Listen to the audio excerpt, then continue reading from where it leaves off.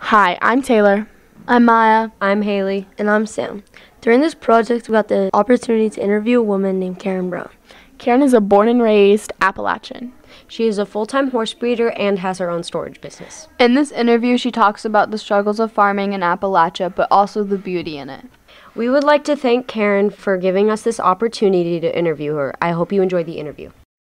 I was born here in Mars Hill, born in Asheville at the hospital, and lived on another farm, which is about a 50-acre farm on the other side of Mars Hill, till I was 17, and I went to college. Now, I've lived in Tennessee.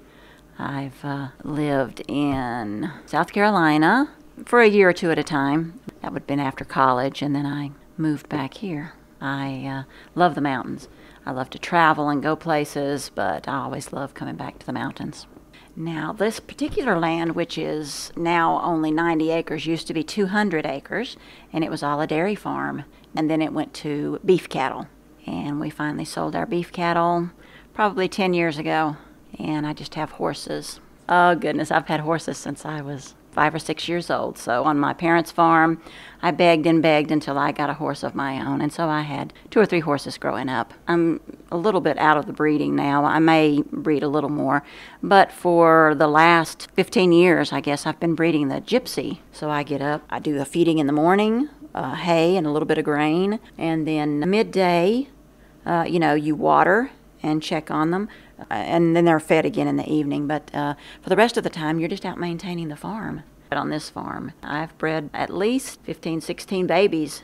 So the mountainous part stays mountainous. There's nothing you can do with it. So you have to make the best of the lowlands that you have and the flat land. And a lot of people in the mountains grow trees because that's the only thing they can do on the really steep hillsides. It's harder to have cattle and horses here in the mountains than it would be in the flatlands. You have mountains you can't mow, and horses have a hard time, going up and down. So pasture land is a big thing here.